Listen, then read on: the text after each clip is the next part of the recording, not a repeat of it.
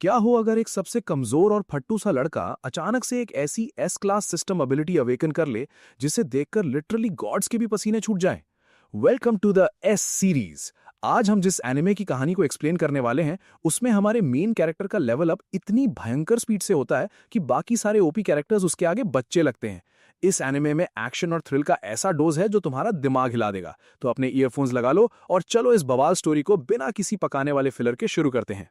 कहानी की शुरुआत आज के मॉडर्न जापान से होती है, जहां हमारा मेन कैरेक्टर आउरी अपनी छोटी बहन अकारी के साथ एक एकदम शांत जिंदगी बिता रहा था। लेकिन इनकी इस खुशी को तब ग्रहण लग जाता है जब उसकी बहन को एक ऐसी खौफनाक और लाइलाज बीमारी जकड़ लेती है जिसका आज तक कोई क्योर नहीं बना है। इलाज का खर्चा इतना भयंकर था कि आउरी जैसी एक आम पार्ट टाइम नौकरी करने वाले के लिए इसे चुकाना बिल्कुल नामुमकिन था। इसलिए रातों रात मोटा पैसा छापने की मजबूरी में वो सोशल मीडिया की दुनिया का रास्ता चुनता है। अब बदकिस्मती से वो कोई एटीट्यूड वाली छपरी लड़की तो था नहीं जो इंटरनेट पर अपनी रील डालकर लाखों छाप ले। इंटरनेट की कड़वी सच्चाई भाई। तो उसे पैसे कमाने का एक नया जुगाड़ खोजना पड़ा।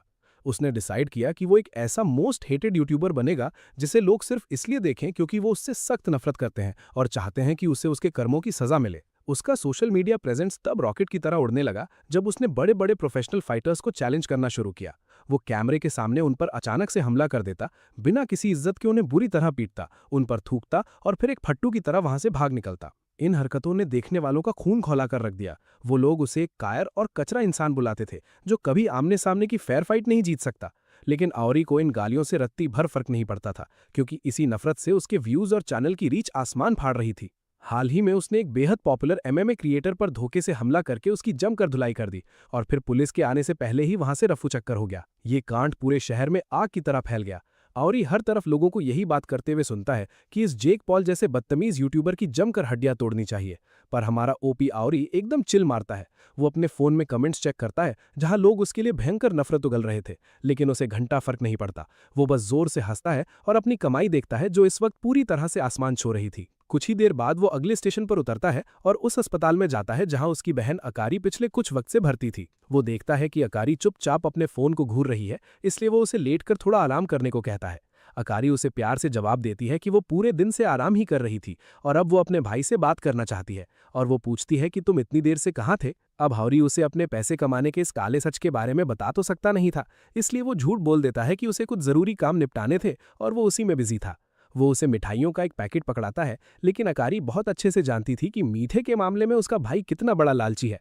वो उससे पूछती है कि उसने आज कितनी मिठाइयां खाई हैं। पहले तो आउरी झूठ बोलते हुए कहता है कि उसने सिर्फ 3 खाई हैं, लेकिन अकारी को इतनी आसानी से बेवकूफ़ नहीं बनाया जा सकता था।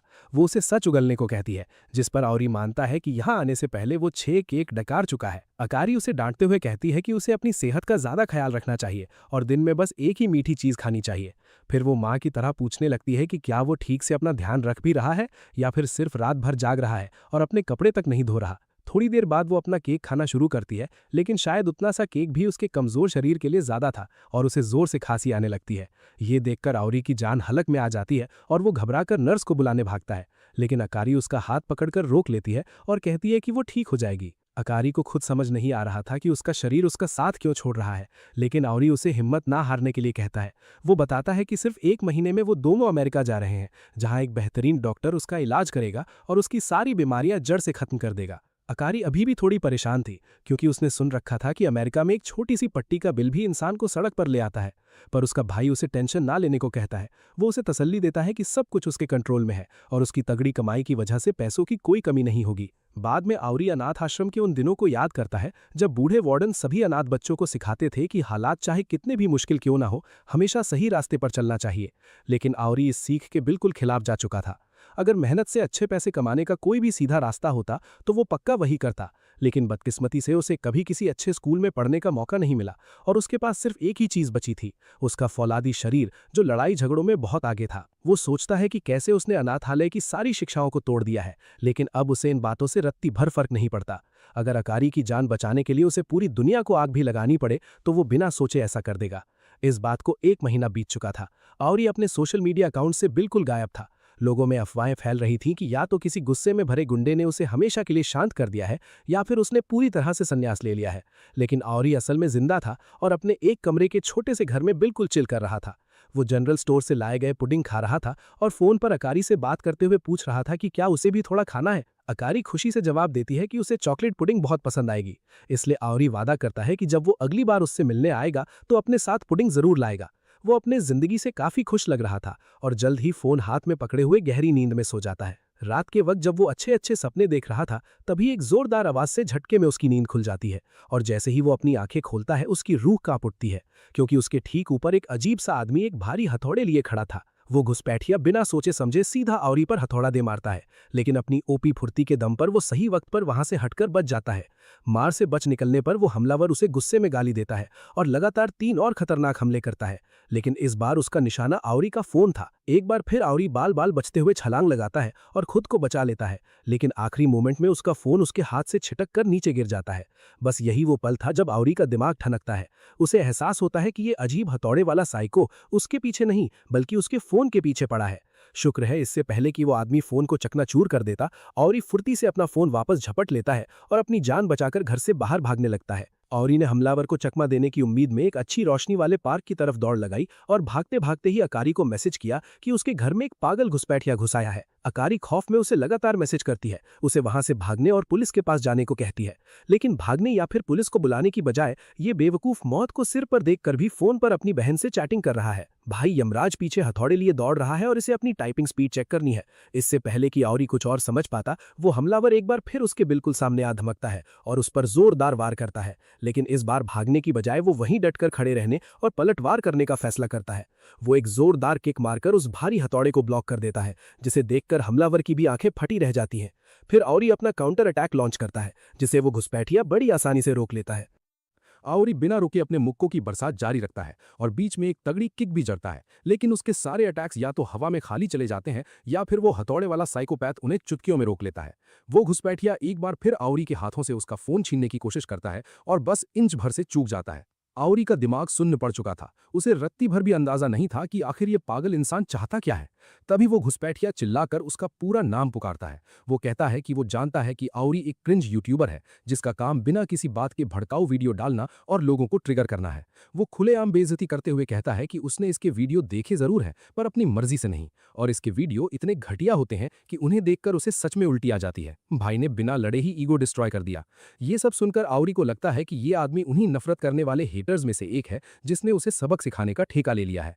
मौत को सामने देख आउरी सीधा अपने घुटनों पर गिर पड़ता है और हाथ जोड़कर गिड़गिड़ाते हुए तहे दिल से माफी मांगने लगता है। वो रोते हुए कहता है कि उसने जो भी घटिया हरकतें की वो सिर्फ पैसों के लिए थीं, क्योंकि उसकी छोटी बहन बहुत बीमार थी और उसका कोई पर्सनल एजेंडा नहीं था। वो कसम खाते हुए कहता है कि बहन के ठीक होने के बाद से उसने ये सब बकवास काम हमेशा के लिए छोड़ दिया है। वो यहाँ तक कह देता है कि ये आदमी चाहे तो उसे जितना मर्जी पीट ले, लेकिन वो भीख मांगता है कि प्लीज उसे हमेशा के लिए शांत ना करे, क्योंकि उसे अभी अपनी बहन का सहारा बनना है। वो उस आदमी से रिक्वेस्ट करता है कि उसके फोन को हाथ ना लगाए, क्योंकि वो अभी अपनी बहन से चैट कर रहा है जो बहुत दूर है और वो उससे अपना कनेक्शन नहीं खोना चाहता। लेकिन दोस्तों, इससे पहले कि वो अपनी बात पूरी कर पाता, बूम, उस आदमी ने अपने हथौड़े से उसके फोन पर एक और जोरदार प्रहार कर दिया। आउरी चीखते हुए उसे पीछे हटने को कहता है। वो फिर कहता है कि तुम मुझे जितना चाहे पीट लो, पर वो रहस्यमयी आदमी जवाब देता है कि उसे आउरी से कोई लेना देना नहीं है। उसका टारगेट तो बस उस फोन को जल्द से जल्द चकनाचूर करना है। अचानक वो घुसपैठिया थोड़ा शांत होता है और एक ऐसा सच बोलता है जो आउरी के पैरों तले जमीन खिसका देता है। वो कहता है कि आउरी किसी पागल की तरह बर्ताव कर रहा है, क्योंकि उसकी बहन को इस दुनिया से गए हुए 1 महीने से ज्यादा का वक्त हो चुका है।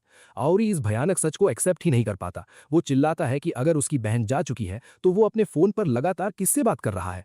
असल कहानी कुछ यूं थी दोस्तों कि अमेरिका ने बिना किसी वजह से वेनेजुएला पर धावा बोल दिया था। इस वजह से अकारी की अमेरिका जाने वाली फ्लाइट कैंसिल हो गई और सही वक्त पर इलाज ना मिलने के कारण अगले ही कुछ दिनों में उसकी तबीयत इतनी बिगड़ी कि उसने हमेशा के लिए अपनी आंखें मूंद ली।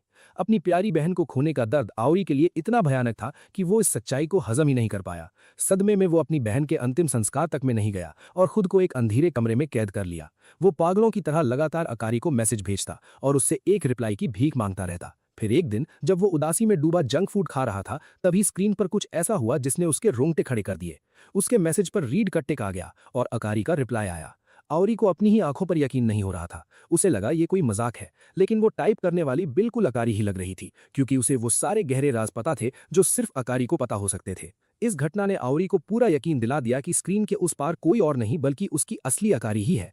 और उसने दुनिया की कोई भी सच्चाई मानने से साफ इनकार कर दिया। तभी अचानक कहानी में एक खौफनाक ट्विस्ट आता है। उसका फोन ग्लिच करने लगता है और स्क्रीन पर अकारी का वीडियो फीड चालू हो जाता है। उसकी आंखों से लगातार आंसू बह रहे थे और वो रोते हुए पूछ रही थी कि क्या उसका भाई ठीक है। लेकिन इससे पहले कि आवरी अपनी बहन को कोई जवाब दे पाता, वो घुसपैठिया फुर्ती से उसका फोन झपट लेता है और अपने हथौड़े से उस पर जोरदार वार कर देता है। इस बार आवरी उस फोन को बचाने में पूरी तरह से नाकाम रहता है। पर तभी एक चमत्कार होता है। हथौड़े की मार से भी वो फोन टूटता नहीं है, बल्कि अचानक उस डिवाइस के अंदर से एक बेहद खौफनाक और डार्क एनर्जी बाहर निकलने लगती है।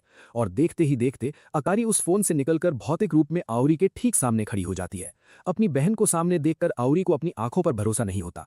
वो रोते हुए घुटनों पर गिर पड़ता है। लेकिन अगले ही पल अकारी का मासूम चेहरा भयानक तरीके से बिगड़ने लगता है। उसका चेहरा एक खौफनाक राक्षसी मुखौटे में बदल जाता है। उसकी आंखों से लाल रंग बहने लगता है और वो पूरी तरह से एक डरावने मॉन्स्टर में ट्रांसफॉर्म हो जाती है। ये देखकर वो घुसपैठिया तुरंत आवरी को पीछे हटने के लिए चिल्लाता है और कहता है कि ये भयानक चीज अब तुम्हारी बहन नहीं रही। वो आदमी एक्सप्लेन करता है कि आवरी इतने दिनों से जिससे बात कर रहा था वो कोई इंसान नहीं बल्कि एक भूत था। पुराने जमाने में आत्माएं उन जगहों पर फंस जाती थी जहां इंसान अपना सबसे ज्यादा वक्त बिताता या जहां उसका गहरा इमोशनल कनेक्शन होता था, जैसे अस्पताल, बीच या कोई पुराना कमरा। लेकिन आज के मॉडर्न दौर में लोग अपना 90% वक्त अपने फोन पर बिताते हैं। इसलिए जब वो इस दुनिया से जाते हैं तो उनकी आत्मा का एक डार्क हिस्सा हमेशा उनके डिवाइसेस में कैद हो जाता है। आजकल की आत्माएं भी फुल स्क्रीन टाइम मेंटेन कर रही हैं। जब किसी गुजर चुके इंसान के सोशल मीडिया अकाउंट, जिसे डेड अकाउंट कहते हैं, में चेतना आ जाती है तो वो एक घोस्ट अकाउंट बन जाता है। और इस वक्त आवरी और वो आदमी बिल्कुल उसी भयानक मुसीबत का सामना कर रहे थे। वो आदमी आगे बताता है कि अब ये बुरी आत्मा समन हो चुकी है तो वो सिर्फ फोन तोड़कर इस खेल को खत्म नहीं कर सकता। अब उनके पास सिर्फ एक ही रास्ता था, इस आत्मा को हमेशा के लिए मिटाना। लेकिन क्योंकि ये एक डिजिटाइज्ड घोस्ट था, इस पर कोई भी नॉर्मल वेपन घंटा असर नहीं करने वाला था। इसे खत्म करने के लिए उन्हें एक स्पेशल स्पिरिचुअल वेपन की जरूरत थी। और तभी वो हथौड़े वाला अपना खुद का फोन निकालता है और बूम, वो उस फोन के अंदर से एक जादुई काला हथौड़ा समन कर लेता है। बिना एक सेकंड गवाए वो उस काले हथौड़े से अकारी के भूत की भयंकर कुटाई करना शुरू कर देता है। अपनी ही बहन को इस तरह पिटते देख आवरी का दिल खून के आंसू रो रहा था। उसे भयंकर दर्द हो रहा था। लेकिन हथौड़े वाला आदमी बहुत ओवर पावर्ड था। वो जल्द ही उस भूत पर पूरी तरह से हावी हो जाता है और उसे फिनिश करने की तैयारी करता है। वो अपना हथौड़ा सीधा आसमान में उछालता है और अगले ही पल उस भूत के ऊपर जादुई हथौड़ों की एक भयंकर बारिश होने लगती है, जो उस शैतानी आत्मा को लगभग चकनाचूर कर देती है। इसके बाद वो उस भूत को पूरी तरह से एक्सरसाइज करने के लिए एकदम रेडी हो जाता है और इस खेल का डी एंड करने के लिए एक ब्रांड न्यू हथौड़ा निकाल लेता है। लेकिन आवरी से ये सब बिल्कुल बर्दाश्त नहीं होता। वो पागलपन में पीछे से उस आदमी को जकड़ लेता है और गिड़गिड़ाने लगता है कि प्लीज उसे जिंदा छोड़ दो। उसे रत्ती भर फर्क नहीं पड़ता कि वो अब एक भूत बन चुकी है। हथौड़े वाला आदमी गुस्से में उसे दूर धकेलता है और चिल्लाकर कहता है कि इस दुनिया में हर किसी के अपने लोग उन्हें छोड़कर जाते हैं, लेकिन पीछे रहने वालों का काम रोना नहीं बल्कि मूव ऑन करना और उनकी लेगेसी को आगे बढ़ाना होता है। लेकिन इस बहसबाजी के चक्कर में उस भूत को रिकवर होने का अच्छा खासा टाइम मिल जाता है। वो पलटवार करते हुए उस हथौड़े वाले को इतनी जोर से दीवार पर पटकती है कि वो वहीं ढेर हो जाता है। उसकी हड्डियां हिल जाती हैं और वो अपनी जगह से रत्ती भर भी नहीं हिल पाता। जमीन पर पड़ा वो आदमी आवरी को तुरंत वहां से भाग जाने के लिए चिल्लाता है, लेकिन भागने की बजाय आवरी मौत की आंखों में देखते हुए अपनी बहन की तरफ बढ़ता है और उसे शांत करने की कोशिश करता है। पर अगले ही पल जो होता है वो आपकी रूह कंपा देगा। वो भूतनी सिर्फ नाम के लिए उसकी बहन थी, अंदर से वो एक खूंखार दानव बन चुकी थी। वो भूतनी आवरी को अपने नुकीले दांतों में जकड़ लेती है और उसे किसी च्युइंगम की तरह चबाने लगती है। मौत को करीब देखकर आवरी अपनी पूरी जिंदगी के बारे में सोचता है और उसे एहसास होता है कि उसी के मोह ने अकारी की आत्मा को इस दुनिया से बांध रखा है और अगर वो यहाँ खत्म हो गया तो उसकी आत्मा अपने आप आज़ाद हो जाएगी। लेकिन तभी उसे कुक्कू की विरासत को आगे बढ़ाने वाली बातें याद आती हैं और वो भूत की पकड़ से छूटकर अपने फोन से एक वेपन प्रकट कर लेता है, जिसे देखकर कुक्कू भी चौंक जाता है।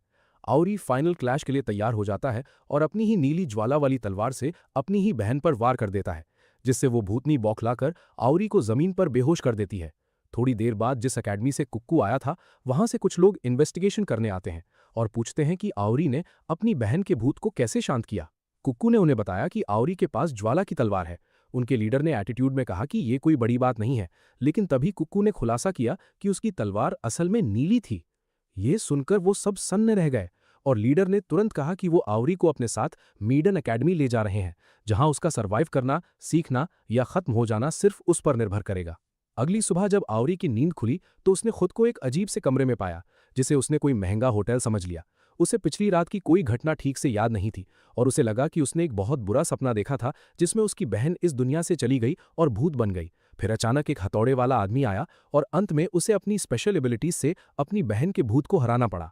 उस भयानक सपने के खत्म होने पर उसने गहरी राहत की सांस ली, लेकिन जैसे ही वो पीछे मुड़ा, उसने देखा कि वही हथौड़े वाला आदमी उसके ठीक पीछे आराम से चाय सुड़क रहा है। आउरी ने घबराकर पूछा कि वो कहाँ है और क्या वे दोनों एक ही बिस्तर पर सोए थे। भाई को अलग ही टेंशन हो रही है। कुक्कू ने जवाब दिया कि उसे ऐसे उल्टे शौक नहीं है, इसलिए आउरी ने उससे अकारी के बारे में पूछा और जानना चाहा कि क्या कल रात की वो सारी बातें सच हैं और उसकी प्यारी बहन के साथ आखिर हुआ क्या था। कुक्कू इस बात का कोई जवाब नहीं देता, जो अपने आप में एक बड़ा जवाब था। वो सीधे आउरी का फोन उसे वापस पकड़ा देता है और आउरी तुरंत अपनी बहन का अकाउंट ढूंढता है, लेकिन पाता है कि उस नाम का कोई अकाउंट अब है ही नहीं। कुक्कू उसे बताता है कि मृत व्यक्ति के सोशल मीडिया अकाउंट पर भूत का कब्जा होने पर ही ऐसे डेड अकाउंट बन जाते हैं, इसलिए जब उस भूत को शांत कर दिया जाता है तो वैसे अकाउंट हमेशा के लिए गायब हो जाते हैं। आउरी का दिल टूट जाता है और वो पूछता है कि क्या वो अपनी बहन से फिर कभी बात नहीं कर पाएगा। कुक्कू बेरुखी से कहता है कि ये तो सबको पता है कि गुजर चुके लोग बात नहीं कर सकते। कुक्कू को हैरानी होती है जब आउरी इस बात को बड़ी सहजता से लेता है और झूठी मुस्कान के साथ कहता है कि उसकी बहन चली गई तो कोई बात नहीं, क्योंकि बीमारी तो उसे छोड़ने वाली नहीं थी। वो कहता है कि उसने अपनी बहन से वादा किया था कि वो अपना ख्याल रखेगा, इसलिए उसे अब ऐसा करना शुरू कर देना चाहिए, क्योंकि जो चीज़ अब बदली नहीं जा सकती उसके लिए रोने का कोई फायदा नहीं है। कुक्कू जवाब देता है कि ये साफ है कि आउरी सिर्फ अपना दर्द छिपाने का दिखावा कर रहा है, और अंत में वो अपना इंट्रोडक्शन कुक्कू के रूप में देता है। वो कमरे से बाहर निकलने लगता है और आउरी को अपने पीछे आने को कहता है। वे दोनों जल्द ही बाहर निकलते हैं और आउरी को लगता है कि वे किसी बहुत ही महंगे और 5 स्टार रेस्टोरेंट में आ गए हैं, लेकिन कुक्कू जवाब देता है कि वे मेडन एकेडमी में है, जो एक्सोर्सिस्ट्स का एक सीक्रेट स्कूल है। आउरी को विश्वास नहीं होता कि ये शानदार जगह वास्तव में एक स्कूल है, और वो कहता है कि जिस कमरे में वे सोए थे वो किसी होटल के हनीमून स्वीट जैसा दिखता था। लेकिन कुक्कू जवाब देता है कि ये उसी का पर्सनल कमरा था, क्योंकि स्कूल के सभी स्टूडेंट्स कैंपस के अंदर ही रहते हैं। वो बताता है कि स्कूल को जानबूझकर गर्म पानी के झरनों वाले होटल जैसा डिजाइन किया गया था, ताकि इस बात पर जोर दिया जा सके कि यहाँ के स्टूडेंट्स दुनिया को बुराई से साफ करते हैं। जब वो कैंपस से गुजर रहा था तभी एक गोरे बालों वाला लड़का कुक्कू के पास से गुजरा और पिछली रात बाल बाल बचने को लेकर उसका भयंकर मजाक उड़ाने लगा, लेकिन कुक्कू ने उसे पूरी तरह नजरअंदाज कर दिया और शांति से आगे बढ़ गया। सुनहरे बालों वाला लड़का अपने दोस्तों के ग्रुप के पास जाता है, जहां वे नए मेंबर के बारे में गॉसिप करने लगते हैं और बताते हैं कि वो एक भड़काऊ यूट्यूबर है। ग्रुप में से एक बंदा कहता है कि उसे ऐसे क्रिंज यूट्यूबर्स सबसे ज्यादा नापसंद है, क्योंकि वे जेक पॉल की तरह ही दिमाग खराब करने वाले होते हैं। लेकिन नीले बालों वाली लड़की को आउरी पहली नजर में पसंद आ जाता है, क्योंकि उसे लगता है कि वो बंदा काफी अट्रैक्टिव दिखता है। कुक्कू आउरी को स्कूल का पूरा टूर कराता है, कैंटीन से लेकर दुकानों, रिसेप्शन और यहाँ तक कि हॉट स्प्रिंग तक। लेकिन आउरी को यकीन नहीं होता कि ये कोई स्कूल है, और वो सोचता रहता है कि ये सब एक मजाक है और ये सिर्फ एक होटल है। हॉट स्प्रिंग के पास पहुंचते ही आउरी को एहसास होता है कि उसके घाव बहुत तेजी से हील हो रहे हैं और झरने का सुकून भरा वातावरण उसके शरीर को आराम पहुंचाने लगता है, जिससे वो डर जाता है, क्योंकि अगर उसने अपना कंट्रोल खोया तो वो अपने बहन की याद में फूट फूट कर रोने लगेगा। उस सुकून से बाहर आने के लिए वो तुरंत अपने चेहरे पर ठंडा पानी छिड़कने लगता है, जबकि कुक्कू सोचता है कि उनका लीडर आखिर कहाँ है। उनके होश तब उड़ जाते हैं जब जाकी नाम का लीडर अचानक पानी के बीच से बिल्कुल बिना कपड़ों के बाहर निकल आता है। वो पूरे कॉन्फिडेंस के साथ दावा करता है कि वो एक भिक्षु है और यहाँ टीचर भी है, और फिर वो उसी हालत में आउरी से हाथ मिलाता है। कमरे में वापस आने के बाद जाकी के सिवाय सभी ढंग के कपड़े पहन लेते हैं। जाकी बस तौलिए में लिपटा हुआ आराम से लेटा रहता है, जबकि कुक्कू फ्रस्ट्रेट होकर जाकी से कहता है कि उसने ऑर्डर के मुताबिक आउरी को कैंपस घुमा दिया है और क्या अब वो यहाँ से जा सकता है। जाकी कुक्कू से कहता है कि इसे बोझ न समझे और इसे एंजॉय करे, लेकिन कुक्कू चिढ़कर कहता है कि उसे लगता है कि ये पिछली रात की गलती की सजा मिल रही है, क्योंकि वो भी बाकी लोगों की तरह भड़काऊ यूट्यूबर्स से नफरत करता है। जाकी उसकी बातों को इग्नोर कर देता है और आउरी की ओर मुड़कर सीधे आउरी से पूछता है कि क्या अब वो स्कूल में एडमिशन लेने और एक एक्सोर्सिस्ट बनने के लिए तैयार है। शुरुआत में आउरी थोड़ा सुन रह जाता है, लेकिन फिर उसे लगता है कि ये कोई भद्दा प्रैंक है और वो जाकी के साथ जोर जोर से हंसने लगता है। वहीं कुकू चिढ़कर पूछता है कि क्या जाकी उसके जख्मों पर नमक छिड़कने की कोशिश कर रहा है। जाकी कुकू को शांत करते हुए कहता है कि वो आउरी को पूरे सम्मान के साथ इनवाइट कर रहा है, क्योंकि पिछली रात ही उसने अपनी एबिलिटीज को अवेकन किया है और वो इस स्कूल के लिए एक बड़ा एसेट साबित हो सकता है। आउरी इन सब पावर्स की बातों से पूरी तरह कंफ्यूज था, इसलिए जाकी उसे एक्सप्लेन करना शुरू करता है। वो बताता है कि एग्जॉर्सिस्ट्स का प्रोफेशन हजारों साल पुराना है, जहां वे हमेशा से इन खूंखार और बुरी आत्माओं से एक ना खत्म होने वाली जंग लड़ते आ रहे हैं। जाकी आगे बताता है कि एग्जॉर्सिस्ट्स अपनी स्पिरिचुअल एनर्जी को रिलीज करने के लिए एक खास टेक्निक का इस्तेमाल करते हैं जिसे साइकोकाइनेसिस कहा जाता है। लेकिन कुछ दशकों पहले इंटरनेट के आने के बाद सब कुछ पूरी तरह से बदल गया। इस साइबर स्पेस ने इन आत्माओं और भूतों के लिए एक ब्रीडिंग ग्राउंड का काम किया। वे सोशल मीडिया के जरिए असल दुनिया में साकार होने लगे। इस बात ने एग्जॉर्सिस्ट्स के बीच तहलका मचा दिया, क्योंकि उनकी सैकड़ों सालों की पुरानी टेक्निक्स इन गोस्ट अकाउंट्स के सामने पूरी तरह बेअसर साबित हो रही थीं। अब जाकी ये सब सीरियस होकर एक्सप्लेन कर ही रहा था कि आउरी फैसला करता है कि उसे इन सब फालतू बातों से कोई लेना देना नहीं है। वो अंगड़ाई लेता है, कमरे से बाहर जाने लगता है और अपने फोन में गूगल मैप्स चेक करने लगता है कि घर लौटने से पहले वो यहाँ कौन सी बढ़िया साइट सीइंग वाली जगह घूम सकता है।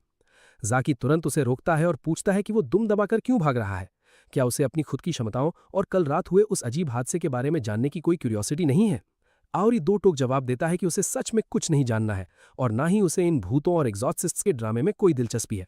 वो कहता है कि उसे बस अपनी नॉर्मल जिंदगी में वापस लौटना है, एक आम सी डे जॉब करनी है, रोज अच्छा खाना खाना है और हो सके तो वक्त पर चैन की नींद सोनी है।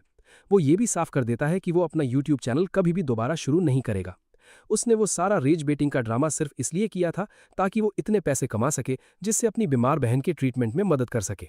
लेकिन अब उसकी बहन इस दुनिया में नहीं रही, इसलिए अब उसके पास अपना चैनल वापस रिवाइव करने या सोशल मीडिया पर दोबारा अपनी शक्ल दिखाने का कोई मकसद नहीं बचा है।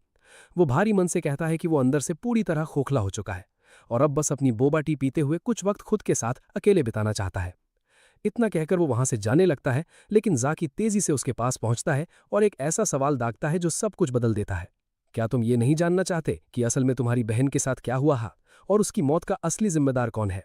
ये सुनते ही आउरी का ध्यान पूरी तरह उसकी तरफ खिंच जाता है और वो झटके से जाकी की तरफ मुड़ता है।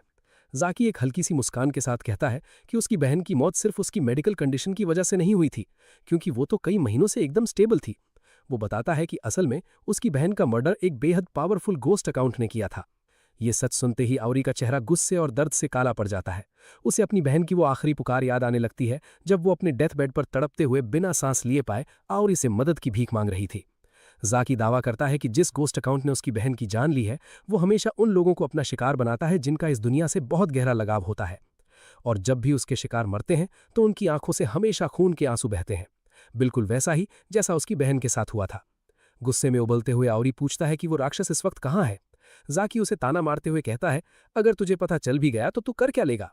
आउरी आंखों में मौत का गुस्सा लिए कहता है कि वो उस गोस्ट अकाउंट को बेरहमी से अपने हाथों से खत्म कर देगा, लेकिन जाकी बस हंसता है और उसे रोस्ट करते हुए कहता है कि तू कुछ नहीं उखाड़ सकता क्योंकि तू अभी बहुत कमजोर है। भाई की सरेआम ईगो की धज्जियां उड़ा दी। ये सुनकर आउरी का पारा साथ में आसमान पर पहुंच जाता है। वो अपनी पूरी ताकत से जाकी के चेहरे की तरफ एक जोरदार मुक्का मारता है, लेकिन ऐन मौके पर कुकू बीच में आकर उस अटैक को रोक लेता है। आउरी कुकू पर चिल्लाता है कि अभी के अभी मेरे रास्ते से हट जा, क्योंकि वो इस बेवकूफ सन्यासी टीचर को बुरी तरह पीटने वाला है, जिसे लगता है कि वो उसके बारे में सब कुछ जानता है। कुकू बड़ी ही कैजुअल टोन में जवाब देता है कि भले ही एक बेवकूफ टीचर है, लेकिन है तो उसका टीचर ही। फाइनली जाकी उन सभी को शांत होने को कहता है और एक डील रखता है कि अगर आउरी अपने करंट पावर लेवल के साथ कुकू को हराने में कामयाब हो गया तो जाकी उसकी ताकत को मान लेगा और उस गोस्ट अकाउंट के बारे में सब कुछ बता देगा जिसने उसकी बहन की जान ली थी। कुकू इस चैलेंज को सुनकर सुपर एक्साइटेड हो जाता है, क्योंकि उसे काफी टाइम से इस रेज बेटिंग यूट्यूबर को कूटने की खुजली मची थी। वो एक डेविलिश स्माइल के साथ अपने फोन से अपना भारी भरकम हथौड़ा निकाल लेता है। लेकिन आउरी को इन सब फालतू बातों से कोई फर्क नहीं पड़ता और वो एक बार फिर सीधा जाकी की तरफ झपकता है। लेकिन जाकी बड़ी ही फुर्ती से उसे डॉज कर लेता है और वहां से भागते हुए चिल्लाता है कि भाई तेरी फाइट कुकू के साथ है, मेरे साथ नहीं।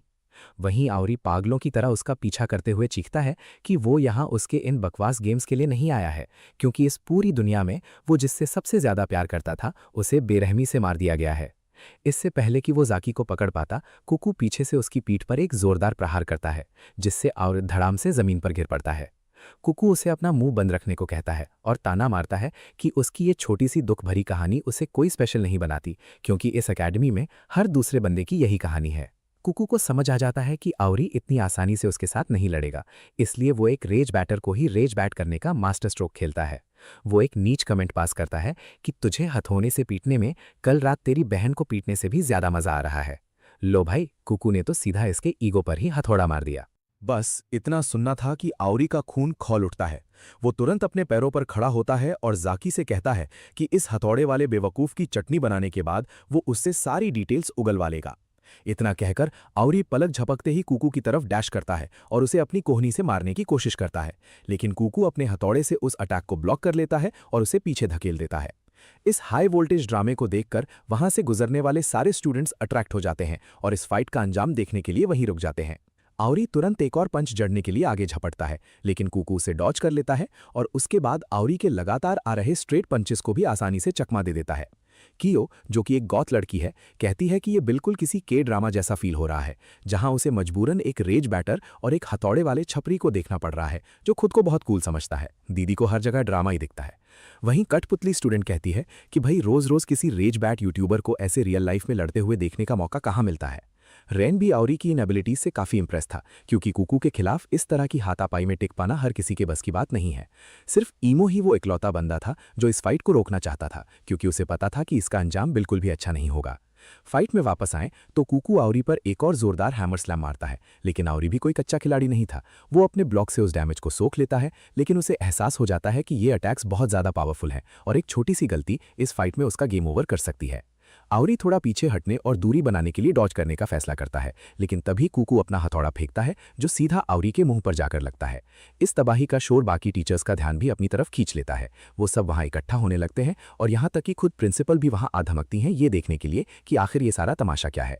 एक टीचर प्रिंसिपल से कहता है कि उन्हें तुरंत इस फाइट को रोकना चाहिए और आउरी को इस अकेडमी से बाहर निकाल फेंकना चाहिए, क्योंकि उसकी रिपोर्ट के हिसाब से उसका ट्रैक रिकॉर्ड बिल्कुल भी अच्छा नहीं है।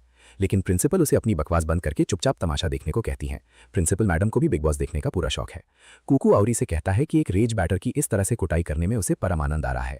आउरी फिर से चिल्लाते हुए कहता है कि उसने वो सब सिर्फ अपनी बहन को बचाने के लिए किया था, लेकिन कुकू को उसकी किसी भी बात पर रत्ती भर भी यकीन नहीं होता। वो आउरी के चेहरे पर एक जोरदार प्रहार करता है। वो कहता है कि पैसे कमाने के और भी तरीके थे, पर तूने ये गंदा रास्ता सिर्फ इसलिए चुना क्योंकि ये आसान था और तुझे इसमें मजा आता था। आउरी ने अपना डिफेंस करना बंद कर दिया और कुक्कू ने हथौड़े से उस पर बार बार वार किए। फिर कुक्कू ने अपनी स्पेशल एबिलिटी का इस्तेमाल किया, जिससे उसका हथौड़ा क्लोन होकर कई हिस्सों में बदल गया। उसने उन सभी को आउरी पर बरसा दिया, जिससे वो असहाय होकर जमीन पर गिर पड़ा। तभी जाकी उसके ऊपर प्रकट हुआ और मुस्कुराते हुए बोला कि वो एक जिद्दी फाइटर है, लेकिन कुक्कू की ओपी पावर्स के सामने खाली हाथ लड़ना मानो बंदूकों की लड़ाई में मुक्का लेकर जाना है। इतना कहकर उसने आउरी को अपना फोन निकालने और अपनी स्पिरिचुअल एनर्जी का इस्तेमाल करके इस मुकाबले को बराबरी पर लाने का सीधा निर्देश दिया। आउरी उसके ऑर्डर को फॉलो करता है और अपना फोन निकालता है। तुरंत ही उसमें से एक नीली ज्वाला भड़क उठती है, जिसे देखकर टीचर समेत सभी लोग शॉक्ड रह जाते हैं। वहीं जाकी कहता है कि कल जब कुक्कू ने उसे इस नीली राक्षसी ज्वाला के बारे में बताया था तो उसे रत्ती भर भी यकीन नहीं हुआ था। जाकी कुक्कू को वार्निंग देता है कि उस ज्वाला को न छुए। आउरी थोड़ा कंफ्यूज हो जाता है कि आखिर सब लोग इतना डरे हुए क्यों हैं। जाकी आउरी से कहता है कि वो टेंशन ना ले, बस इस पावर को यूज करने की कोशिश करे। सबको हैरान करते हुए आउरी अपने पैरों पर उस ज्वाला का यूज करने की कोशिश करता है, जिससे उसे एक ओपी स्पीड मिलती है। लेकिन कुक्कू की तरफ डैश करते हुए वो ठोकर खाकर सीधे मुंह के बल गिर पड़ता है। भाई ब्रेक फेल हो गए। जाकी भी दंग रह जाता है, क्योंकि आउरी इतनी तेज दौड़ा था कि कोई उसे ठीक से देख तक नहीं पाया। अगर वो खुद को संभाल लेता तो लड़ाई वहीं खत्म हो जाती। हालांकि अभी आउरी रुका नहीं था। वो एक बार फिर कुक्कू पर झपटा, अपनी स्पीड से उसे चकमा दिया और एक ऐसा जोरदार मुक्का जड़ा जिससे कुक्कू के गाल पर खून की एक लकीर छप गई। इस झटके से कुक्कू बुरी तरह चिढ़ जाता है और आउरी पर अपना हथौड़ा चलाना शुरू कर देता है। आउरी हर वार से बचता है, लेकिन जैसे ही उसे लगता है कि वो कुक्कू को हरा देगा, वो बुरी तरह हार जाता है। गुस्से में पागल कुक्कू अपने हथौड़े का साइज और बड़ा कर लेता है और वो लगभग आउरी के टुकड़े टुकड़े कर ही देता है। आउरी बाल बाल बचता है, लेकिन कुक्कू एक और ऐसा हमला करता है जो आउरी का दी एंड कर सकता था। तभी जाकी बीच में कूद पड़ता है और अपने जादुई पंखे को घुमाकर उस हमले को रोक देता है। जाकी कुक्कू को बताता है कि उसने हद पार कर दी है। इतना कहकर वो आउरी की ओर मुड़ता है और उसे इतना गुस्सा दिलाने के लिए माफी मांगता है। आउरी भी तुरंत माफी मांगता है और जाकी से विनती करता है कि उसे अकेडमी में ले ताकि वो अपनी बहन के कातिल को ढूंढ सके। आउरी की आंखों से अपनी बहन के लिए सच्चे आंसू बहते देख जाकी मुस्कुरा उठता है और उसे मेडन अकेडमी में ऑफिशियली एडमिशन दे देता है। इसके तुरंत बाद जाकी आउरी को उसकी मनचाही चीज देता है। वो उसे एग्जॉर्सिस्ट की एक टीम का पुराना फुटेज दिखाता है जो एक भूत को खत्म करने के मिशन पर गए थे। वीडियो में कोने में एक लाश देखकर वो बुरी तरह घबरा जाते हैं। तभी उनकी नजर सामने पड़े एक स्मार्टफोन पर पड़ती है और अचानक उसमें से एक खौफनाक भूत बाहर निकलता है। एग्जॉर्सिस्ट का लीडर अपने फोन से उस भूत को स्कैन करके उसकी और डिटेल्स जुटाता है। उसे पता चलता है कि सिस्टम के डेटाबेस में उसकी पूरी जानकारी मौजूद है। हालांकि वो इन्फॉर्मेशन देखते ही वो गंजा एग्जॉर्सिस्ट अपनी टीम को तुरंत अपनी जान बचाकर भागने का ऑर्डर देता है। बदकिस्मती से वो भूत उन्हें ऐसा करने का एक मौका तक नहीं देता और पलक झपकते ही अपनी धधकती हुई नीली ज्वाला से उन सबको हमेशा के लिए शांत कर देता है। जाकी आउरी को बताता है कि इस घोस्ट अकाउंट का नाम सैड बॉय के है और वे नहीं जानते कि जब ये असली इंसान था तब ये कौन था। हालांकि उन्हें बस इतना पता है कि वो एक ओपी दानव है और एग्जॉर्सिस्ट का सबसे बड़ा दुश्मन है। लेकिन सबसे शॉकिंग बात यह है कि इसी घोस्ट अकाउंट ने आउरी की बहन को बेरहमी से मारा था। आउरी ये खौफनाक सच सुनकर चौंक जाता है और उससे भी ज्यादा तब हैरान होता है जब उसे पता चलता है कि वो भूत भी बिल्कुल उसी की तरह नीली ज्वालाओं का इस्तेमाल करता है। जाकी उसे बताता है कि सैड बॉय के की इस पावर को डीमन फ्लेम कहा जाता है। ये एक शापित शक्ति है जो जिसे भी छूती है उसकी पूरी जीवन शक्ति निचोड़ लेती है। आउरी उन पीड़ितों के चेहरे और उनकी आंखों से बहते खून के आंसू देखता है जो बिल्कुल अकारी के साथ भी हुआ था। वो जाकी से पूछता है कि उसके पास वही सेम पावर कैसे हो सकती है जो उस कातिल के पास है जिसने उसकी बहन की जान ली। जाकी कहता है कि उसे भी इस बारे में कोई आइडिया नहीं है और इससे आउरी के मन में और भी सवाल उठने लगते हैं। वो घबरा जाता है कि उसने कुक्कू के खिलाफ इतनी घातक एबिलिटी का इस्तेमाल किया। जाकी हंसते हुए कहता है, शुक्र मनाओ कि कोई मरा नहीं। आउरी फिर पूछता है कि जब वो खुद जानलेवा लपटों से घिरा होता है तो सुरक्षित कैसे रहता है। इस पर जाकी पूछता है, क्या कभी कोई सांप अपने ही जहर से मरा है। ये सब कुछ एक साथ हजम करना आउरी के लिए बहुत मुश्किल था। वो जाकी से कहता है कि उसे घर जाकर कुछ दिन आराम करने और अपनी इस नई जिंदगी को समझने के लिए थोड़ा टाइम चाहिए। हालांकि तभी कुक्कू और क्लास 1B के बाकी स्टूडेंट्स वहां आ धमकते हैं और उससे कहते हैं कि उसका यहां से जाना अब बिल्कुल इम्पॉसिबल है। जाकी मुस्कुराते हुए उन सभी को आउरी से अपने स्टूडेंट्स के रूप में इंट्रोड्यूस कराता है और सभी से अपने नए क्लासमेट के साथ थोड़ा अच्छे से पेश आने की रिक्वेस्ट करता है। लेकिन कुक्कू तुरंत उसे चढ़ाने लगता है और कहता है कि कोई भी ऐसे डेंजरस लड़के का क्लासमेट नहीं बनना चाहता जिसकी ज्वालाएं आसानी से जान ले सकती हैं, पर उन्हें उस पर नजर रखनी होगी ताकि वो विलन न बन जाए। कुक्कू पूरी सिचुएशन को बकवास कहता है। तभी रेन नाम का एक गोरा लड़का कुक्कू को साइड धकेल देता है और आउरी से अपना इंट्रोडक्शन कराता है। वो आउरी से कहता है कि कुक्कू की बातों पर ज्यादा ध्यान ना दे क्योंकि उसे जानने के बाद वो वास्तव में एक अच्छा लड़का है। इसके बाद हाजिमे नाम की एक बोलने वाली गुड़िया आगे आती है और आउरी को बताती है कि कुक्कू इसलिए पागल है क्योंकि उसने आप पर हमला किया था। एनाबेल की इस कजिन को देखकर आउरी घबरा जाता है, लेकिन वो उसे बताती है कि वो गेम्स की लाइव स्ट्रीम करती है और उन्हें कभी साथ में कोलैब करना चाहिए।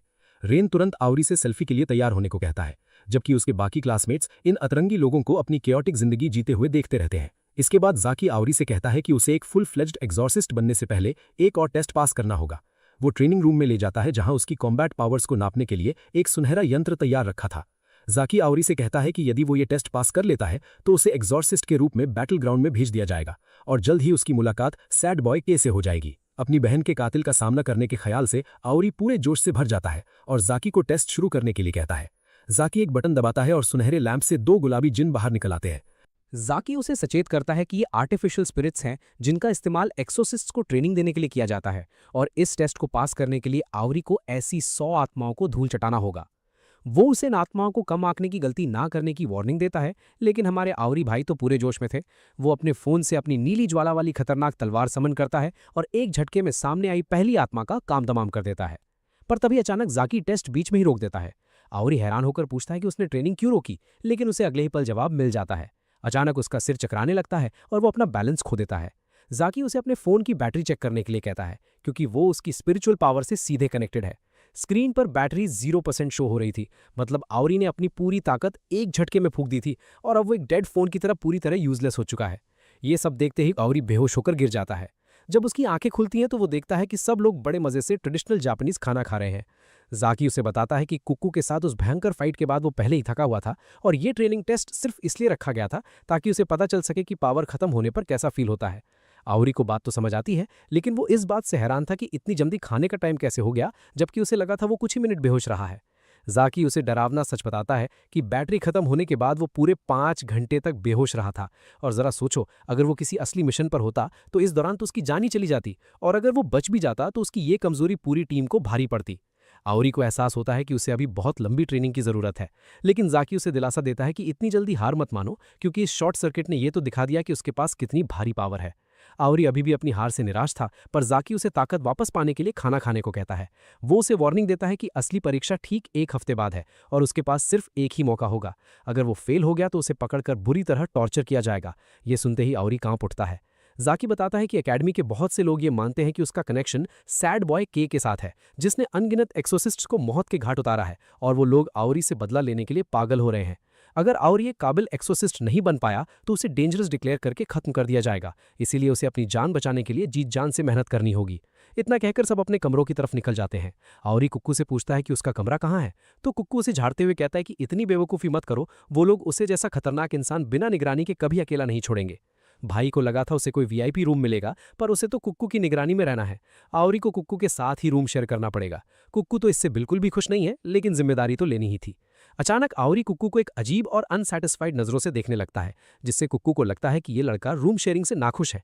पर तभी आउरी उसके सामने झुक जाता है और उससे हाथ जोड़कर ट्रेनिंग देने की गुजारिश करता है, ताकि वो 1 हफ्ते के अंदर अपनी परीक्षा पास कर सके। ये देखकर कुक्कू के मुंह से चाय की पूरी घूंट बाहर आ जाती है। वो हैरान होकर पूछता है कि किस तरह का जिद्दी बंदा अपने दुश्मन के सामने इस तरह झुकता है। आउरी उसे अपनी विनम्रता दिखाते हुए कहता है कि उसके अंदर कोई ईगो नहीं है। वो मानता है कि कुक्कू उससे कहीं ज्यादा ताकतवर है, इसीलिए उसकी मदद की सख्त जरूरत है। कुक्कू उसकी विनम्रता को देखकर दंग रह जाता है और फिर कहता है कि वो तो उसे वैसे भी ट्रेन करने ही वाला था, क्योंकि जाकी ने उसे पहले ही ऑर्डर दे दिया था। दरअसल जब आउरी ट्रेनिंग हॉल में बेहोश पड़ा था, तभी जाकी ने कुक्कू को उसे ट्रेन करने का हुक्म दे दिया था। पर कुक्कू इस आइडिया के बिल्कुल खिलाफ था, क्योंकि वो दिल से उन लोगों से नफरत करता है जो बिना बात के दूसरों का गुस्सा भड़काते हैं, और लोकी यानी कि आउरी तो उन लोगों में से है जो कुक्कू को बिल्कुल पसंद नहीं। लेकिन जाकी ने उसे समझाया कि ये सिर्फ आउरी के लिए ही नहीं बल्कि खुद कुक्कू के लिए भी बेस्ट रहेगा, और हार मानकर कुक्कू ने ये ऑर्डर एक्सेप्ट कर लिया था। अब जब वो दोनों एक नए नवेले कपल की तरह साथ में ब्रश कर रहे होते हैं, हाँ भाई हॉस्टल लाइफ के मजे, तो कुक्कू मन ही मन मनाता है कि काश आउरी एक डरपोक निकले और टेस्ट से डर कर यहां से भाग जाए। अगले दिन आउरी उन पिंक जिनों को दोबारा चैलेंज करता है, लेकिन उसकी बैटरी बहुत तेजी से ड्रेन होने लगती है। कुक्कू उसे टोकते हुए कहता है कि वो शुरुआत से ही अपनी फुल पावर का इस्तेमाल कर रहा है, उसे अपनी शक्ति को कंट्रोल करना सीखना होगा। आउरी को कोई आइडिया नहीं था कि ये कैसे करना है। तब कुक्कू उसे समझाता है कि अपने दिमाग में कुछ ऐसा इमेजिन कर जैसे तो किसी लाइटर की लौ कम कर रहा हो या कैंप फायर बुझा रहा हो, लेकिन अगर वो कुछ ज़्यादा यूनिक और पर्सनल इमेजिन करेगा तो ये ट्रिक और भी बेटर काम करेगी। आउरी से ऐसा कुछ इमेजिन नहीं हो पाता और आखिरकार 35 ट्रेनिंग स्पिरिट्स को हराने के बाद वो धड़ाम से गिरकर बेहोश हो जाता है। अगले दिन रेन, हाजिमे और वो दूसरा गोरे बालों वाला लड़का आउरी की प्रोग्रेस देखने का फैसला करते हैं। वो इम्प्रेस थे कि सिर्फ 2 दिन पहले ही अपनी एबिलिटी अवेकन करने के बावजूद वो इतनी आसानी से 30 का आंकड़ा पार कर पा रहा था। हालांकि इस बार वो 31 पर ही बेहोश हो जाता है। इसलिए अगले दिन वो एक गजब का जुगाड़ सोचता है। वो खुद को कैफीन से फुल कर लेता है ताकि उसे नींद या बेहोशी ना आए। लेकिन इतना सब करने के बाद भी वो सिर्फ 41 प्रैक्टिस डमीज को ही हरा पाता है। अगले दिन उसकी एफिशिएंसी थोड़ी बढ़ती है और वो 49 डमीज को हरा देता है।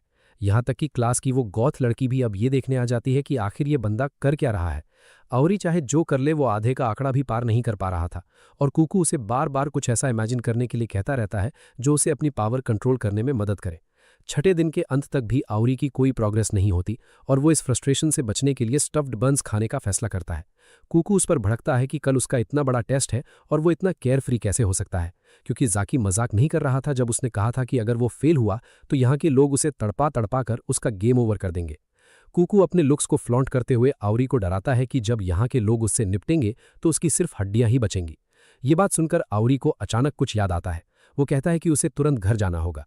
कुक्कू को लगता है कि ये बंदा मेन इवेंट से ठीक पहले डरपोक मुर्गे की तरह दुम दबाकर भागने वाला है, लेकिन आउरी को सिर्फ इस बात की टेंशन थी कि जब कुक्कू ने उस पर हमला किया था तो उसके कमरे का दरवाज़ा खुला रह गया था और उसकी बहन अकारी की तस्वीरें और निशानियां वैसे ही खुले में पड़ी हैं। उसे डर था कि कोई सिरफिला उन्हें चुराने की कोशिश कर सकता है, लेकिन कुक्कू को लगता है कि ये सिर्फ भागने का एक बहाना है। आउरी उसे साफ साफ कह देता है कि वो कहीं भागने वाला नहीं है, क्योंकि उसकी ज़िंदगी का इकलौता मकसद अपनी बहन के लिए इंसाफ लेना है। अगले दिन उसके फाइनल टेस्ट का वक्त आ जाता है और स्कूल के सभी लोग इस नज़ारे को देखने के लिए इकट्ठा हो चुके हैं।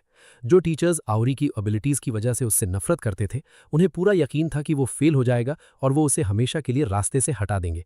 वो अपने चेहरे पर एक शातिर मुस्कान के साथ टेस्ट शुरू करते हैं।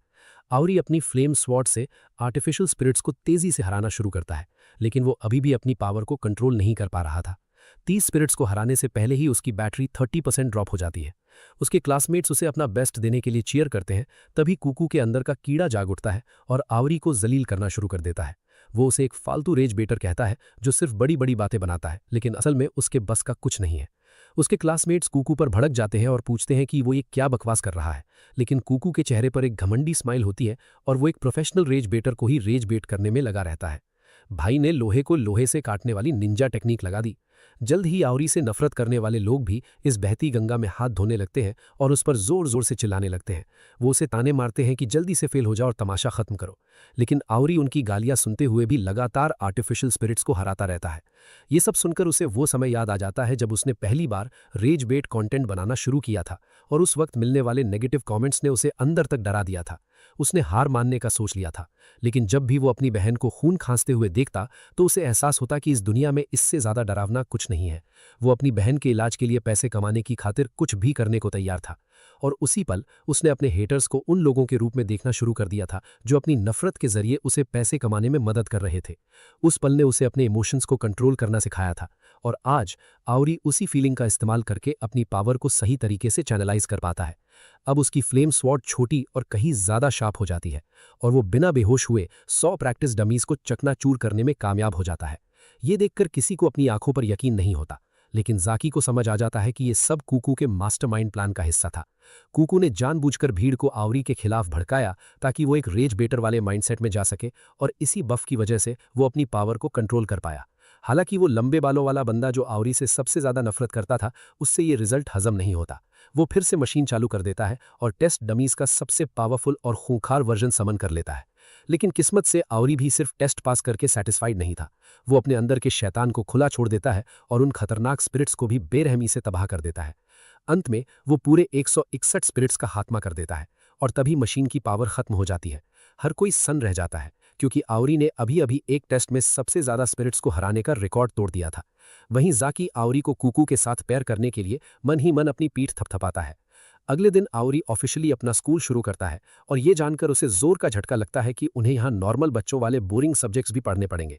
क्लास खत्म होने के बाद रेन उससे कहता है कि अगर कभी कोई प्रॉब्लम हो तो बेझिझक मदद मांग लेना, और इतना बोलकर वो तुरंत एक सेल्फी खींचने में लग जाता है। हाजिमे अगली सेल्फी के लिए वहां धमकती है और गोरे बालों वाले लड़के ईमो को भी फ्रेम में आने के लिए कहती है, जबकि ईमो उन्हें समझाता है कि वो कैमरे के सामने शर्मीला है। आउरी सोचने लगता है कि आखिर इन सब के पास कौन कौन सी एबिलिटीज होंगी। हाजिमे कहती है कि उसे खुशी है कि आउरी को किसी ने टॉर्चर नहीं किया। आउरी मुस्कुराकर कहता है कि ये सब कूकू की बदौलत है। वो कूकू को अच्छे से थैंक्स बोलने के लिए पीछे मुड़ता है। लेकिन कल आउरी को बर्जर्क मोड में तबाही मचाते देखने के बाद से ही कूकू बुरी तरह भड़का हुआ था। वो आउरी पर इल्जाम लगाता है कि तू भी एक रेज बैटर है, जिसकी पावर तभी काम करती है जब लोग उस पर गुस्सा करते हैं। आउरी सफाई देते हुए कहता है कि ऐसा कुछ नहीं है, लेकिन तभी वो गॉथ लड़की यूरू उन दोनों को अपना मुंह बंद रखने को कहती है। वो कहती है कि जिनके पास भी ऑफेंसिव एबिलिटीज होती है उनकी पर्सनैलिटी एकदम रद्दी होती है, और कुकू भी उसी कैटेगरी में आता है। कुकू इस बात से भयानक ऑफेंड हो जाता है कि यूरू ने उसे और आउरी को एक ही थाली का चट्टा बट्टा बता दिया। वो उसे अपनी बात वापस लेने को कहता है और दोनों एक दूसरे को दफा हो जाने के लिए कोसने लगते हैं। ठीक उसी वक्त जाकी वहां आता है और बताता है कि उसके पास उनके लिए एक नया मिशन है, और इसी मिशन के साथ वो आउरी का भी श्री गणेश करवाने वाला है। फिर जाकी सोचता है कि आउरी के साथ किसे भेजा जाए, क्योंकि एग्जॉर्सिज्म का सारा गेम ही टीम वर्क का है। और जैसे ही उसकी नजर कुकू और यूरू पर पड़ती है, जो अभी भी आपस में बिल्लियों की तरह लड़ रहे थे, उसे उन दोनों को एक ही टीम में डालने का धांसू आइडिया आ जाता है। उसी रात आउरी, कुकू और यूरू को एक वैन में मिशन पर भेज दिया जाता है, जहां वे जल्द ही एक कैमरा स्टूडियो जैसी जगह पर पहुंचते हैं। वे अभी सोच ही रहे होते हैं कि आखिर वे यहाँ क्या करने आए हैं, तभी अचानक एक गोरे बालों वाला आदमी उनके पीछे से आता है और बातें करना शुरू कर देता है। वो आउरी से कहता है कि यही वो जगह है जहां उन्हें अपना काम शुरू करना है, और पूछता है कि क्या उसे इन टेक हब्स के बारे में कुछ भी पता है। आउरी कंफ्यूज होकर पूछता है कि भाई तुम हो कौन? तभी वो गोरे बालों वाला आदमी खुलासा करता है कि वो कोई और नहीं बल्कि खुद जाकी है, जो भेष बदल कर आया था। क्योंकि वो अपने सन्यासी वाले कपड़ों में कुछ ज्यादा ही अलग दिखता था, इसलिए उसने ये रूप लिया था। इसके बाद वो बस उन्हें मिशन के बारे में समझाना शुरू ही करने वाला था कि तभी अचानक 3 जवान लड़कियों का एक ग्रुप जाकी के पास आता है और उसे हैंडसम बुलाने लगता है। जाकी थोड़ा हैरान और ओवरवेल्म्ड हो जाता है जब वो लड़कियां उसका नंबर मांगने लगती हैं और उसे डिनर डेट पर चलने का ऑफर देती हैं। जाकी हकलाते हुए कहने की कोशिश करता है कि वो एक सन्यासी है जिसने दुनिया की सभी मोह माया त्याग दी है, लेकिन लगता है सन्यासी का भी ईमान डोल गया, क्योंकि लड़कियों की बड़ी और अट्रैक्टिव पर्सनैलिटीज को देखकर वो पूरी तरह पिघल जाता है। लड़कियां उसे अपने साथ डिनर पर ले जाने में कामयाब हो जाती हैं, और शायद बाद में कुछ कार्डियो के लिए भी। बाबा जी की तो निकल पड़ी, और इधर हमारे लौंडे मिशन के नाम पर मच्छर मार रहे हैं। आउरी मन ही मन सोचता है कि कैसे दुनिया में कुछ लोग यहाँ प्यास से तड़प रहे हैं, जबकि कुछ किस्मत वालों को सीधे हिमालय की नदी में डूबने का मौका मिल रहा है। जाकी के साथ आई वो हॉट सेक्रेटरी, जिसका नाम कीको था, समझ जाती है कि अब उसे ही सब कुछ संभालना पड़ेगा। वो स्टूडेंट्स से कहती है कि अब मेरी बात कान खोलकर सुनो। वो बताती है कि उन्हें करीब 1 घंटे पहले इस बिग कैमरा बिल्डिंग से स्पिरिट्स के सिग्नल्स मिलने शुरू हुए थे, जहां एक कस्टमर बुरी तरह घायल हो गया था। कीको का दावा है कि शायद उनका सामना यहाँ घोस्ट अकाउंट्स के एक पूरे ग्रुप से होने वाला है। ये सुनकर आउरी कंफ्यूज हो जाता है और पूछता है कि क्या ये डेड अकाउंट्स मधुमक्खियों की तरह झुंड में घूमते हैं, लेकिन कुकू उसे समझाता है कि घोस्ट अकाउंट्स डिजिटल बीइंग्स होते हैं, जिसका मतलब है कि उन्हें समय समय पर खुद को रिचार्ज करना पड़ता है, वरना उनका अस्तित्व ही मिट जाएगा। यही वजह है कि इलेक्ट्रॉनिक स्टोर्स अपने आप ही पैरानॉर्मल एक्टिविटी के हॉटस्पॉट बन जाते हैं। इससे पहले कि आउरी इस सारी इन्फॉर्मेशन को अपने दिमाग में प्रोसेस कर पाता, यूरो बीच में बोल पड़ती है और गुस्से में एक बार फिर डिमांड करती है कि उसे इन 2 लूजर्स के साथ एक ही टीम में क्यों डाला गया है। उसका कहना था कि ये सीधे सीधे उस पर एक पर्सनल अटैक जैसा फील हो रहा है। कुकू को उसके ताने से कोई खास फर्क नहीं पड़ता, लेकिन आउरी खुद को डिफेंड करते हुए कहता है कि कुकू भले ही अजीब हो, लेकिन वो खुद एकदम नॉर्मल इंसान है और कुकू जैसा बिल्कुल नहीं है। यूरू उसे चुप कराते हुए कहती है कि नॉर्मल लड़के तबाही मचाते वक्त पागलों की तरह हंसते नहीं हैं। फिर वो अपने फोन में देखने लगती है, क्योंकि उसे याद आता है कि उसका फेवरेट स्ट्रीमर जल्द ही स्ट्रीम शुरू करने वाला है। अगर उसने उसे ढेर सारे सुपर चैट्स नहीं भेजे तो वो स्ट्रीमर उसे भूल जाएगा। यूरू का ये बिहेवियर देखकर आउरी कंफ्यूज हो जाता है, क्योंकि उसे अपने स्ट्रीमर से ज्यादा इस मिशन पर फोकस करना चाहिए था। यूरू उसे अपना मुंह बंद रखने को कहती है, क्योंकि वो कभी एक एग्जॉसिस्ट बनना ही नहीं चाहती थी, लेकिन कीको उसकी बात काटते हुए उन सभी को सिर्फ मिशन पर फोकस करने का ऑर्डर देती है। वो उन्हें बताती है कि उनका मिशन इस बिल्डिंग के अंदर मौजूद सभी स्पिरिट्स का खात्मा करना है। वो ये भी इन्फॉर्म करती है कि उन्होंने पहले ही सभी कस्टमर्स और एम्प्लॉयज को वहां से निकाल लिया है, इसीलिए वो कोई प्रॉब्लम नहीं होगी। इसके अलावा उनके डेटा के अकॉर्डिंग अभी बिल्डिंग के अंदर सिर्फ लो लेवल अकाउंट्स ही मौजूद हैं, इसीलिए उन्हें निपटाने में कोई खास दिक्कत नहीं आनी चाहिए। लेकिन वो उन्हें हर समय अलर्ट रहने और अपनी पीठ पीछे नजर रखने की चेतावनी देती है। जल्द ही वे स्टोर के अंदर एंट्री लेते हैं, जो पूरी तरह से सुनसान पड़ा था। आउरी को काफी अजीब फील हो रहा था क्योंकि उसने आज तक कोई इलेक्ट्रॉनिक स्टोर इतना खाली नहीं देखा था। लेकिन यूरू उसे जल्दी चलने को कहती है क्योंकि वो इस फालतू के ड्रामे को जल्द से जल्द खत्म करके अपने घर वापस जाना चाहती है। आउरी को थोड़ी घबराहट और बेचैनी हो रही थी, इसीलिए वो यूरू से कहता है कि वो थोड़ी केयरफुल रहे और चीजों को इतना हल्के में ना ले। लेकिन इससे पहले कि वो अपनी बात पूरी कर पाता, यूरू के ठीक पीछे एक भूत प्रकट होता है और उसे छूने की कोशिश करता है। डर के मारे आउरी के गले से आवाज ही नहीं निकल पाती, लेकिन यूरू बिना जरा सा भी घबराए बड़ी आसानी से साइड हटकर उस अटैक को डॉज कर लेती है। वो तुरंत अपना फोन निकालती है और अपनी स्पेशल एबिलिटी को एक्टिवेट करती है, जिससे उसका हाथ एक अजीब और खौफनाक दिखने वाली गन में बदल जाता है। वो तुरंत उस गन से स्पिरिट पर एक चिपचिपा सा चीज फायर करती है। वो आत्मा उस गोंद जैसे सब्सटेंस में पूरी तरह फंस जाती है और वहीं की वहीं चिपक जाती है। इतनी अजीब लेकिन धांसू एबिलिटी देखकर आउरी काफी इंप्रेस हो जाता है। लेकिन कुकू उसे वॉर्न करते हुए कहता है कि इसके ज्यादा करीब मत जाना क्योंकि ये एक सर्टिफाइड स्टॉकर है। वो बताता है कि ये किसी के पॉप बैंड ग्रुप की अंधी फैन गर्ल है और उसके एक मेंबर के साथ अपने दिमाग में ही एक पैरासोशल रिलेशनशिप बनाकर बैठी है। कुकू दावा करता है कि यूरू उस मेंबर को हर जगह फॉलो करती है, उसकी हर फोटो लाइक करती है और उन्हें जूम इन करके छोटी से छोटी डिटेल निकालती है, जिससे उसे पता चल सके कि वो बंदा इस वक्त कहाँ है। यहाँ तक कि वो उस लड़के की आंखों में दिखने वाले रिफ्लेक्शन को भी चेक करती है ताकि ये कंफर्म कर सके कि उसके आसपास कोई दूसरी औरत तो नहीं है। FBI वालों को तो यूरू से ट्रेनिंग लेनी चाहिए। कुकू आगे बताता है कि यूरू के पास अनगिनत फेक अकाउंट्स हैं जो उसने इसलिए बनाए थे क्योंकि उसकी क्रीपी हरकतों की वजह से उसकी असली आईडी बार बार बैन कर दी जाती है। तो दोस्तों, इसी के साथ इस धांसू सीरीज का पार्ट 1 यहीं पे खत्म होता है। लेकिन टेंशन बिल्कुल मत लेना क्योंकि इसका पार्ट 2 कल ठीक शाम 7 बजे चैनल पर आ जाएगा। तो बस थोड़ा सा वेट करो और हाँ, वीडियो को लाइक और चैनल को सब्सक्राइब करके एक मस्त सा कमेंट ठोक देना। वीडियो पूरी देख ली लेकिन सब्सक्राइब नहीं किया ना? कंजूसी छोड़ो और बटन दबाओ। वैसे एक बात बताओ, तुम्हें अभी तक इस पूरी स्टोरी में कौन सा बंदा या बंदी सबसे बेस्ट लगी? अपना फेवरेट कैरेक्टर कमेंट्स में जरूर बता देना। चलो अब सीधे नेक्स्ट पार्ट में मिलते हैं।